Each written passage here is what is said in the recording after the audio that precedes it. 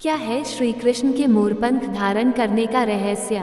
आइए जानते हैं। दोस्तों, श्री कृष्ण के साथ दो चीजें हमेशा आपने साथ देखी होंगी, मोरपंख और बांसुरी। बांसुरी उनका प्रेम था तो मोरपंख उनके व्यक्तित्व का हिस्सा। आज हम जानेंगे कान्हा के मोरपंख धारण करने का रहस्य। दोस्तों, मोरपंख से श्री कृष्ण के कई भाव जुड़े हैं। मोरपंख सुख और दुख को प्रदर्शित करता है। राधा के प्रेम और कालसर्प से भी संबंध जुड़ा है। प्रेम और दया के प्रतीक श्री कृष्ण सारे देवताओं में सबसे ज्यादा श्रृंगार प्रिय भगवान हैं। कृष्ण को हमेशा उनके भक्त नए कपड़ों और आभूषणों से लादे रखते हैं। कृष्ण का नाम जुबा पर आते ही हमारे मन में सबसे पहले जो छवि उभर कर सामने आती है वो आभूषण पहन रखे और मस्तक पर मोर पंख धारण किए हुए युवा कृष्ण की आती है। भगवान श्री कृष्ण एक ओर जहाँ प्रेम और दया के प्रतीक हैं, वहीं दूसरी ओर वह अपने रौद्र रूप में शत्रुओं का नाश करने वाले भी हैं। इन सब से इत्र वो कई बार मित्र और शत्रु के लिए संभाव भी रखते हैं, यानी उनके रूप में विविधता है जैसे कि मोरपंख में होती है। कान्हा का मोरपंख पहनना केवल प्रेम या उसके प्रति लगाव को ही नहीं दर्शाता, बल्कि इसके जरिए भगवान ने कई संदेश भी दिए हैं। आइए जाने वे कारण। नंबर 1, इन दो चीजों से है अटूट संबंध। दोस्तों, बांसुरी और मोरपंख के बिना कान्हा का स्वरूप अधूरा है। इसके पीछे कारण भी यही है कि उनके रूप को पूरा करने में बांसुरी और मोरपंख का बहुत बड़ा योगदान है।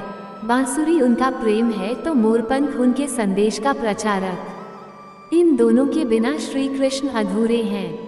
मोरपंख उनके सिर पर क्यों सजा है, इसके पीछे एक नहीं कई कारण हैं। आइए आज इन कारणों को जानें। नंबर 2, शत्रुओं का समूल नाश करने वाले। दोस्तों, ऐसी मान्यता है कि मोर ही एक ऐसा प्राणी है जो पूरे जीवन काल ब्रह्मचर्य व्रत का पालन करता है। यही नहीं, मोर वैसे तो अपने आप में मस्त और आनंदित रहता है, लेकिन यदि कोई उसे छेड़े या दुश्मनी करे तो वो उसका नाश कर देता है। ठीक इसी तरह भगवान श्री कृष्ण खुद में मस्त रहने वाले हैं, लेकिन यदि कोई उनसे शत्रुता ठानता है तो वह उसे किसी भी हाल में नहीं छोड़ते, वो उसका समूल नाश कर देते हैं। नंबर 3, राधा से प्रेम का प्रतीक भी है। जी हाँ दोस्तों, मोरपंख कान्हा के साथ रहने की एक बड़ी वजह उनका राधा से उनका अटूट प्रेम है। राधा के महल में ढेर सारे मोर थे और जब एक बार कृष्ण की बांसुरी पर राधा नाचने लगी तो मोर भी मद मस्त होकर नाचने लगे और एक मोर का पंख नाचते हुए नीचे गिर गया। तब श्री कृष्ण भगवान ने इसे पंख को उठाकर अपने माथे पर सजा लिया। मोरपंख को उन्होंने राधा के प्रेम के प्रतीक के रूप में माना। नंबर 4, शत्रु को भी दिया विशेष स्थान। दोस्तों, कान्हा के भाई थे बलराम, जो कि शेषनाग के अवतार थे। मोर और नाग एक दूसरे के दुश्मन होते हैं, लेकिन कृष्ण जी के माथे पर लगा मोरपंख ये संदेश देता है कि वो शत्रु को भी विशेष स्थान देते हैं। मोरपंख को माथे पर लगाकर उन्होंने ये बताया है कि मित्र और शत्रु के लिए उनके मन में संभाव है। नंबर 5, सुख और दुख का प्रतीक। दोस्तों, जिस तरह से जीवन में सुख और दुख के कई रंग होते हैं, वैसे ही मोरपंख भी कई रंगों में होता है। ये मोरपंख बताता है कि जीवन के रंग को जैसा हम देखते हैं वैसा ही दिखता है। यानी दुखी मन से हर रंग बेरंग लगता है, लेकिन मन प्रसन्न हो तो हर रंग चटक नजर आता है। इसलिए अपने नजरिए को बदलकर खुशी पाई जा सकती है। नंबर 6, कालसर्प योग भी था कारण।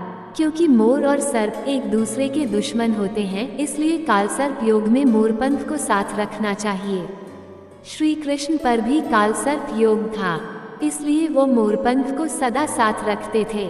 इसलिए जिस जातक को ऐसा योग हो उसे मोरपंख साथ जरूर रखना चाहिए। मोरपंख के जरिए कान्हा ने कई संदेश दिया और इस संदेश को समझकर जीवन को आसान बनाया जा सकता है। तो दोस्तों, हम आशा करते हैं कि आपको ये जानकारी पसंद आई होगी। इस वीडियो को ज़्यादा से ज़्यादा शेयर करें ताकि बाकियों तक भी ये जानकारी पहुंच सके। वीडियो को लाइक करें और हमारे चैनल अद्भुत ज्ञान को सब्सक्राइब अवश्य करें। मिलते हैं आपसे अगली वीडियो में, जब तक के लिए जय श्री कृष्णा दोस्तों।